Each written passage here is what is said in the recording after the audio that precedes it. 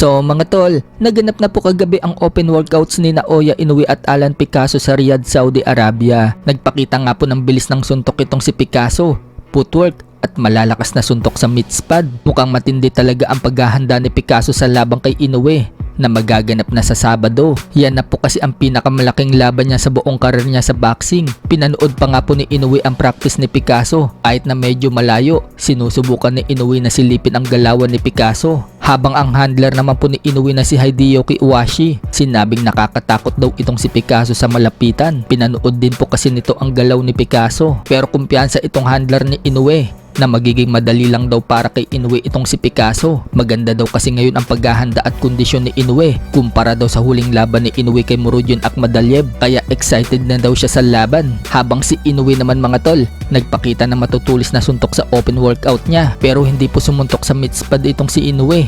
Mukhang ayaw niyang ipakita sa mga media ang suntok niya, pero pinapangako po ni Inoue na inanockout daw niya itong si Picasso. Sa isang post nga mga tol, nagflex na naman muli ng bato-batong katawan itong si Inoue. Makikita dyan mga tol na talagang maganda ang kondisyon niya ngayon. Sa kabilang banda naman mga tol, sa Sabado na nga din po ang laban ni former 3 Division World Champion General Casimero sa Japan. Magsisilbing nga po yung tune-up fight ulit ni Casimero dahil natalo siya sa huling laban niya kay Konosuke Kameda. Lumitaw na nga po sa unang pagkakataon ng makakalaban ni Casimero na si Tom. Sa live po kasi ng isang vlogger sa Japan, nakapanayam itong si Tom Michikochi at kapansin-pansin mga tol na parang sinisipon po itong si Tom. Napapasinghot po kasi ito habang kapanayam siya ng vlogger.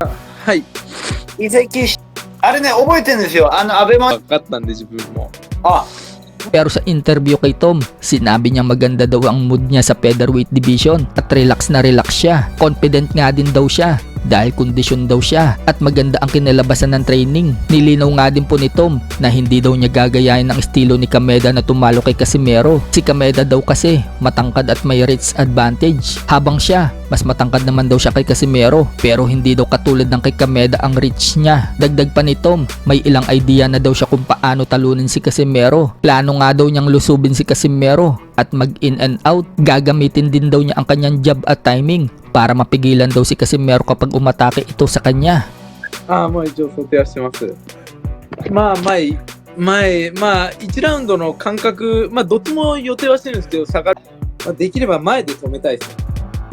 なるほど。じゃあタイミングよくジャブを。ジャブまあまあまは、あ。うん So habang pinag-uusapan nga po nila ang strategy, may nag-comment nga po dyan at sinabing wag daw pag-usapan ng strategy. May nag-comment daw kasi na nanonood daw si Casimero sa live nila at napasabi itong si Tom na mas maganda nga daw na wag na daw magsalita tungkol sa strategy nila. So bigla nga po natahimik itong si Tom mga tol at wala nang binanggit tungkol kay Casimero. So bukas na po magaganap ang kanilang weigh-in at bukas na din po magaganap ang weigh-in ni Inoue at Picasso.